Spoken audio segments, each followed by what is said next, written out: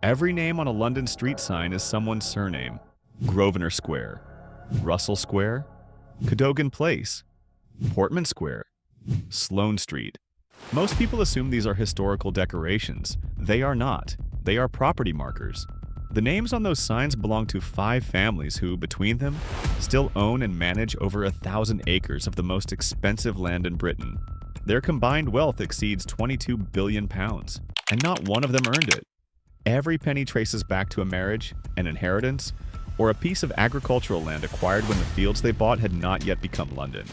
In this episode, we name every family, verify every number, and tell you the single specific fact about each estate that no previous documentary has put at the center of its story. And we close with the question that these 5 families have never publicly been asked to answer, and have never had to. Stay until the end, because the closing argument will change every walk through London you ever take. Before we meet the families, one mechanism. And we are going to explain it through a true story rather than a legal diagram. Imagine you buy a flat in Belgravia for £3 million. You pay stamp duty, you pay solicitor fees. You get the keys, you own it, except you own the building. The ground beneath it belongs to the Grosvenor Estate. Your flat came with a lease, say 125 years. When that lease expires, you must negotiate a renewal. The premium, potentially hundreds of thousands of pounds, paid to a family whose ancestor acquired the land in 1677. That is the mechanism that has made these 5 families extraordinary. They did not build London. They held the ground while other people built London around them. And because they held the freehold, every building that went up on their land became part of their estate, while they never spent a pound of their own money constructing it. 5 estates, 5 versions of the same strategy, executed across 300 to 500 years without once selling the land. Let us begin. The family whose collection became the British Museum, the heir worth £884 million. The Russell family, Bedford Estate, Bloomsbury AWC1, estimated worth £884 million. Russell family in Bloomsbury since 1669. Walk through Bloomsbury, past Russell Square, past Bedford Square, past Bedford Place, and you are walking through a map of one family's ownership. In 1669, William, Lord Russell, married Lady Rachel Vaughan. She had inherited agricultural fields north of the old city walls, land that the City of London had not yet reached. The marriage transferred stewardship of those fields to the Russell family. Then London grew north, and the Russell family's fields became one of the most intellectually significant neighborhoods in the world. Bloomsbury, home of the British Museum, the University of London, the Courtauld, the Wellcome Collection. The most surprising fact about the Bedford Estate, Sir Hans Sloane, the physician whose collection of 71,000 objects became the founding collection of the British Museum, died in 1753 and bequeathed his collection to the nation. Parliament agreed to purchase it for £20,000.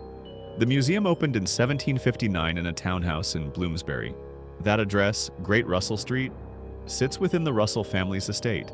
The family that owned Bloomsbury hosted the institution that defined it.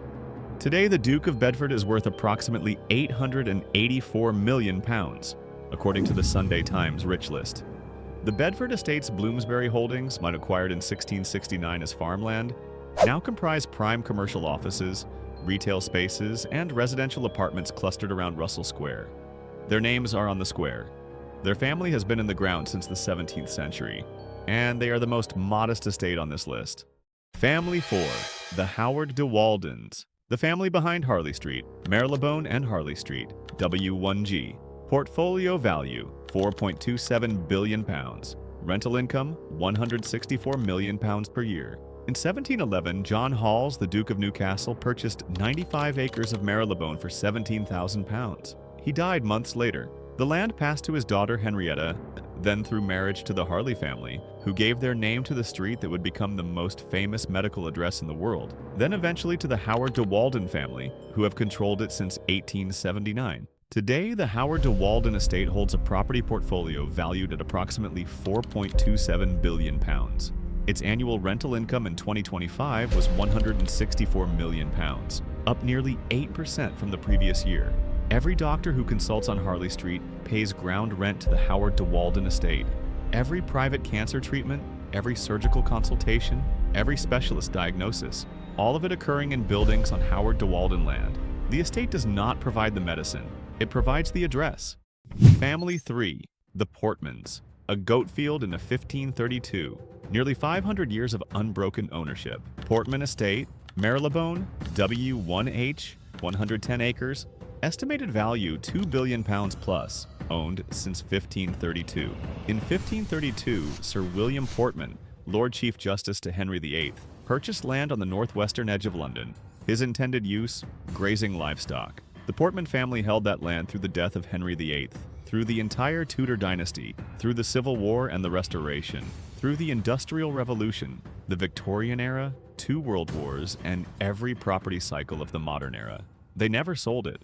Today, the Portman Estate comprises approximately 110 acres of Marylebone, spanning 69 streets, 650 buildings, and 4 garden squares. It runs from Oxford Street in the south to beyond Paddington Street in the north, from Edgware Road in the west to Baker Street in the east. The Portman family's ownership of this land predates the Bank of England, the United States of America, the British Empire at its height, the Industrial Revolution, the telephone, the motor car, and every business on the FTSE 100. The company that has held this land the longest has no stock ticker, no IPO date, no founding document. It has a Lord Chief Justice who bought a field to graze goats in 1532, and it has never once needed to do anything else. Nearly 500 years, the goat field is now estimated to be worth over £2 billion.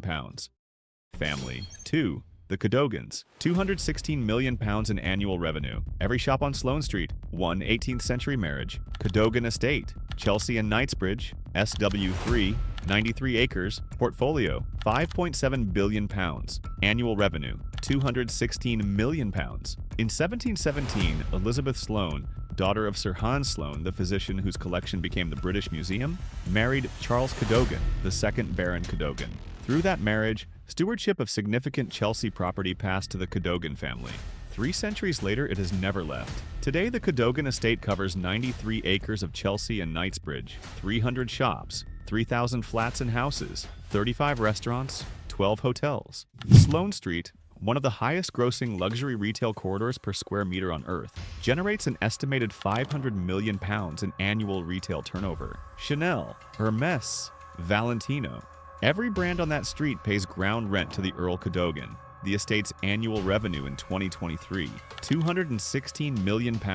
The Cadogan Estate's tenant list reads like the guest list of the world's most exclusive shopping mall.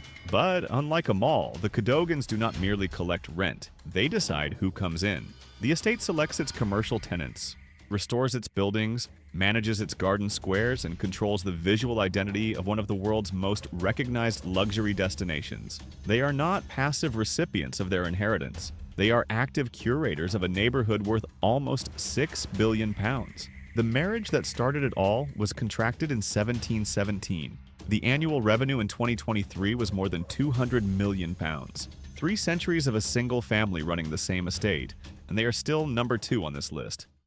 Family 1, the Grosvenors, £9.5 billion, 300 acres, a 12-year-old bride, 349 years without selling us once. Every estate on this list traces its origin to a marriage. None of them are as extraordinary as this one. On the 10th of October 1677, Sir Thomas Grosvenor, a 21-year-old Cheshire baronet, married Mary Davies. Mary was 12 years old. She brought to the marriage 500 acres of marshy, worthless farmland west of the old London city walls. Her father had been a London scrivener who died when she was 6 months old. From the 1720s, the Grosvenors began building Mayfair, then Belgravia, transforming a dangerous marshland known as 5 Fields into the white stucco city of palaces that Thomas Cubitt constructed between 1825 and 1855. 300 acres, £9.5 billion. Not 1 acre sold in 349 years. Those 3 figures are the entire Grosvenor story. They own the freehold on the ground beneath Mayfair and Belgravia. When a lease expires anywhere in those 300 acres, the leaseholder must pay the Grosvenor Estate to renew it. The premium on a £3 million flat can exceed £200,000. The current Duke is Hugh Grosvenor, 33 years old. He studied countryside management at Newcastle University. He was working as an account manager for a green technology startup the day before his father died, and he inherited control of a £9.5 billion estate at age 25. He is also godfather to Prince George, the future King of England, and godfather to Prince Archie.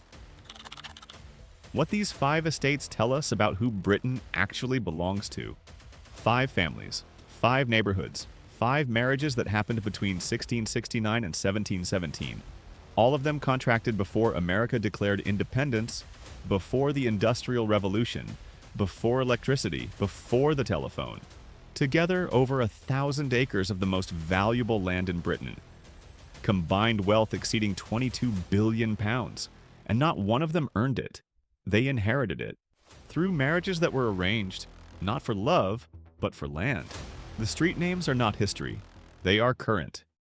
Next week on Blood and Sterling, we stop asking who owns the land and start asking how they protect it.